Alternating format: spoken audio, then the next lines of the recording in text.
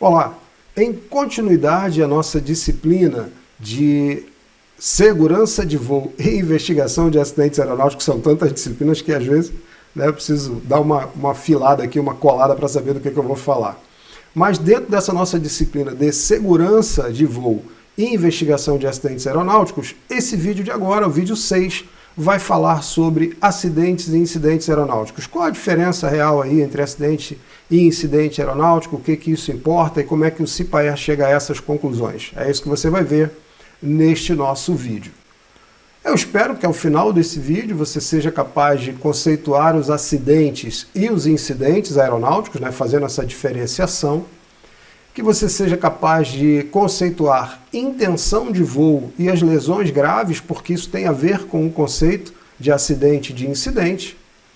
Você seja capaz de conceituar incidente de tráfego aéreo e seja capaz de diferenciar acidente de incidente de ocorrência de solo. Veja que é um vídeo muito conceitual, Mas é isso mesmo, a proposta é exatamente essa, é que você perceba essas definições e essas diferenças entre acidente aeronáutico, incidente aeronáutico, ocorrência de solo e por aí vai.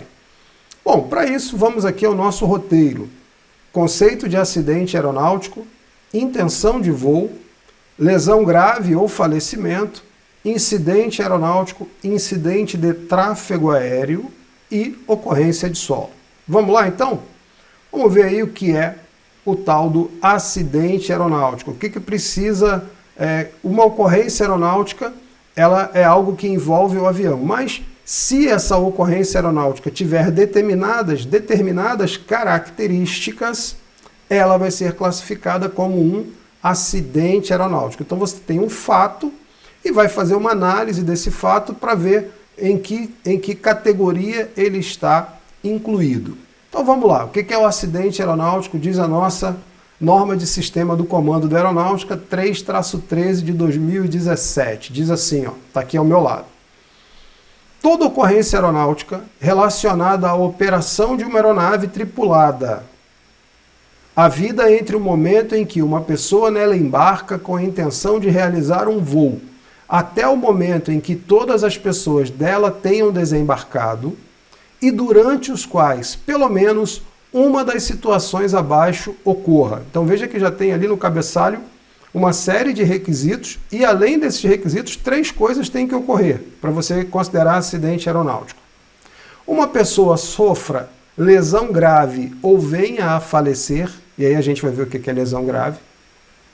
2.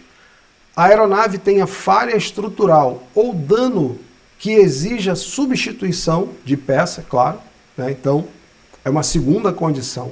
E 3, a aeronave seja considerada desaparecida ou em local inacessível. Por exemplo, fundo do mar, está inacessível, você já considera de cara um acidente aeronáutico. Mas tem que ter todos esses requisitos aí. Vamos analisar esse texto, requisito por requisito. E para isso eu vou destacando aqui ao meu lado, vou destacando em vermelho para você acompanhar comigo. Então, acidente aeronáutico. Toda ocorrência aeronáutica, então o acidente é um tipo de ocorrência aeronáutica, com uma aeronave tripulada, tinha que ter gente a bordo, a aeronave tem que ser tripulada, aeronaves não tripuladas é outra história. Uma aeronave tripulada, a vida entre o momento em que uma pessoa nela embarca com a intenção de realizar um voo, então você tem que ter uma aeronave tripulada com alguém que embarcou com a intenção de realizar um voo, até o momento que alguém tenha desembarcado. Então nesse período aí em que alguém entrou no avião para realizar um voo, numa aeronave para realizar um voo, até o momento em que todo mundo tenha desembarcado, ou seja, a presença humana é importante aí. E aí, o que é essa intenção de realizar um voo? Você já sabe que a presença humana é importante, mas diz, não, ele entrou com a intenção de realizar um voo. Porque se ele entra com a intenção de fazer uma manutenção, por exemplo, é diferente. Ele não entrou para fazer um voo, ele entrou para fazer uma manutenção. Entrou para fazer uma limpeza, É diferente. Veja que há alguns aspectos legais aí que vão implicar. Mas vamos agora ver o que é essa tal de intenção de voo, intenção de realizar um voo. Eu, claro, recorri ao outro documento do CENIPA, é a NSCA 31 de 2008, que dizia assim: considera-se presente a intenção de realizar um voo desde o momento em que se dá a partida do motor ou dos motores ou o fechamento da porta da aeronave, o que ocorrer primeiro. Então, intenção de voo, ela começa quando alguém liga o motor do avião ou fecha a porta do avião. Então já começou a contar a intenção de voo. Até o corte dos motores, corte você já sabe que é desligar o motor, até o corte dos motores, a parada total das pás do rotor, no caso de asas rotativas, né, no caso de um helicóptero, por exemplo, tem que esperar parar totalmente a pá, ou a abertura da porta da aeronave, o que ocorrer por último. Então, a intenção de voo é quando alguém entra no avião querendo fazer um voo e ela vai se estender do momento em que alguém fecha a porta ou liga o motor, o que acontecer primeiro, ou até o momento em que alguém desliga o motor e abre a porta, o que acontecer depois. Isso é intenção de voo, tá? Para ser classificado como acidente, tem que haver intenção de voo. Depois eu vou mostrar um fluxograma para você que vai resolver tudo isso. Vamos voltar ao nosso texto. Então você já sabe o que é intenção de voo, já sabe que tem que ter alguém embarcado no avião. Aí, uma dessas, e durante os quais pelo menos uma dessas situações ocorre. Então tem que acontecer agora um desses três requisitos aqui. Uma pessoa sofra lesão grave ou venha a falecer. Falecer, você já sabe o que é, não vou definir. Mas e a lesão grave? O que é a lesão grave? Bora ver. Recorri de novo, né, aos textos do CENIPA, está escrito lá. Lesão grave ou falecimento. Isso acontece por estar ou ter contato com peças ou partes da aeronave, ser submetido à exposição direta do sopro da hélice ou rotor ou de escapamento de jato ou as suas consequências. Ou seja, levou com o rotor, levou com a pá, levou um jato. E essa lesão grave é algo que impeça a pessoa de ter a vida normal que ela tinha, de fazer as atividades que ela já fazia, né? Como assim? Como assim, Braga? O sujeito perdeu um dedo. Opa, isso é lesão grave. O sujeito levou uma pancada e ficou com um problema de equilíbrio, enfim, aquilo que não permite mais a pessoa a realizar as tarefas normais ou as tarefas que ela realizava de maneira normal é considerado lesão grave. E aí essa lesão grave relativa ao voo tem que estar enquadrada nisso aí, ó. Estar em contato com peça ou parte da aeronave, ser submetido à exposição do sopro da hélice, do rotor ou de escapamento de jato e as suas consequências. Exceção, o que não dá para considerar como lesão grave ou causa natural, ou falecimento, desculpe, relacionado ao acidente aeronáutico. Não é que vai deixar de ser uma lesão grave ou deixar de ser um falecimento, né? Não dá para fingir esse tipo de coisa, mas que não vai ser considerado pela investigação. Causas naturais, ou seja, houve uma morte natural, não é acidente aeronáutico. Auto-infligidas, o cara deu um tiro nele mesmo, suicídio, ou coisa que o valha, né? Também não vale, não é acidente aeronáutico. Infligidas por terceiros, um lesionou o outro, também não vale para cômputo de acidente aeronáutico. Ou causadas a pessoas que embarcaram clandestinamente, isso também é interessante. O sujeito está clandestino, não faz parte do processo, não havia planejamento, então se ele morrer é um óbito, verdade, mas não é acidente aeronáutico, tá? Uma coisa importante aí, as lesões decorrentes de um acidente aeronáutico que resultem em óbito em até 30 dias após a data da ocorrência são consideradas fatais e serão computadas como acidente aeronáutico. Então, durante os 30 dias após o acidente, após a ocorrência, né, se houver uma morte, e aí sim você vai classificar como acidente aeronáutico. Tá tranquilo essa questão da lesão grave para você? Vamos seguir. Outro item, a aeronave tem a falha estrutural ou dano que exige a substituição. E aí o que é essa falha estrutural ou dano? Fui eu recorrer de novo à legislação e tirei de lá o seguinte. Falha estrutural ou dano fato que afete a resistência, o desempenho ou as características de voo. Exige a realização de grande reparo ou substituição do componente. Como assim? É um dano muito grave mesmo. Você tem que trocar a peça, trocar a parte, mas aí tem uma série de exceções. Por quê? Porque se isso fosse levado a cabo do jeito que está escrito aí, qualquer coisinha ia tirar a aeronave de operação para investigação, ia ser um acidente aeronáutico. Por exemplo, estourar um pneu num pouso. Estourar um pneu no pouso é a atividade normal da aviação, não é acidente aeronáutico, por favor, né? E aí, vamos embora ver as exceções. Um único motor, carenagens, hélices, ponta de asa, antena, aleta, pneus, freios, rodas, carenagem de trem, painéis, porta do trem de pouso, para-brisa, amassamento leves, pequenas perfurações no revestimento da aeronave e aqueles danos resultantes de colisão com granizo ou ave, incluindo as perfurações. Veja, tudo isso aí é dano. Tudo isso é um dano à aeronave, mas nenhum deles é uma falha estrutural. Eles vão, claro, obviamente vão ser reparados, mas a legislação está dizendo isso, não é para, rasgou um pedaço do avião, não tem problema. Não, tem problema sim. Só que isso não é objeto de investigação do CIPAER. O CIPAER não precisa entrar em campo para investigar, abrir uma investigação, designar uma comissão de investigação, designar um investigador no local para um rasgo, um furo, né, na fuselagem do avião. Isso a manutenção se encarrega. O comandante vai relatar e a manutenção se encarrega de resolver. Entenderam aí o porquê da classificação? Não é para tornar menor ou para não valorizar o que aconteceu, até porque no caso anterior a gente estava falando de falecimento, né, de morte. Não é para diminuir o fato, é simplesmente para otimização dos recursos de investigação. Só vamos investigar realmente aquilo que deve ser investigado. As outras coisas cuida quem de direito, que não o CIPAER. Né? Parece estranho falar assim, mas tem que ser assim.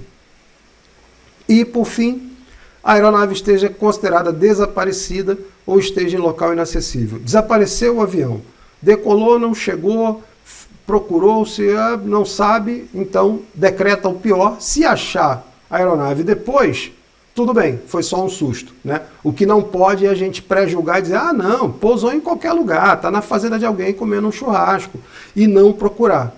Né? Isso não vai acontecer, até porque o sistema de busca e salvamento não permite, mas, na dúvida, é acidente aeronáutico porque está desaparecida. Tá? Bom, acidente aeronáutico, fechou, é tudo isso aí. Eu vou mostrar um fluxograma que vai resolver isso da maneira mais clara para você. Bora ver aqui o incidente aeronáutico. Aí o incidente aeronáutico é tudo aquilo, é enorme, né? É tudo que não foi acidente. Se não gerou morte, não gerou lesão, nem troca de peças, foi um incidente. Envolveu a aeronave, tem intenção de voo, mas não gerou troca de peças, não gerou lesão grave e não gerou morte de ninguém, é um incidente aeronáutico. Dá para dizer que o incidente é o quase acidente. Chegou muito perto do acidente. Por que não é acidente? Porque não morreu ninguém, porque não lesionou ninguém e porque não houve troca de peças significativas da aeronave. Percebeu aí a diferença? Eu não vou nem ler esse texto enorme que está aqui ao meu lado, porque a diferença é exatamente essa. E nós temos aí um outro elemento que surgiu, que é o incidente de tráfego aéreo. O que é o incidente de tráfego aéreo? Como o próprio nome diz, é a ocorrência relacionada com o tráfego aéreo, seja aí no aspecto das facilidades do tráfego aéreo, estrutura, procedimento, ou nos procedimentos mesmo. A situação em que houve dificuldade operacional, não cumprimento de um procedimento de tráfego aéreo, o piloto encurtou uma aproximação e tal, aí você tem um incidente de tráfego aéreo. Lembrando que o incidente de tráfego aéreo, ele não é acidente, né? Ele pode até vir a ser classificado como incidente aeronáutico, mas geralmente quando há investigação e envolve tráfego aéreo, ele é classificado e investigado como incidente de tráfego aéreo. Uma coisa que acontece é o air proxy, que é a aproximação das aeronaves. As aeronaves chegam muito próximas uma das outras, né? Compromete a segurança de voo e aí tem que ser investigado. Em função do nível de comprometimento da segurança, o incidente de tráfego aéreo é classificado como risco crítico ou risco potencial, ainda tem isso. O incidente de tráfego aéreo, se ele foi muito grave, ele é um air proxy muito grave, ele pode receber a classificação risco crítico, ou se poderia gerar um acidente, ele vai ser classificado como risco potencial, né? Isso vai haver investigação, da mesma forma, processo de investigação e tudo aquilo que tem direito, mas ele é tratado como especial, por quê? Porque, de fato, o tráfego aéreo é um capítulo especial para a aviação. Tranquilo? Então, com incidente de tráfego aéreo, lembrando que o incidente é um quase acidente, né? E aí as ocorrências de solo. O que é uma ocorrência de solo?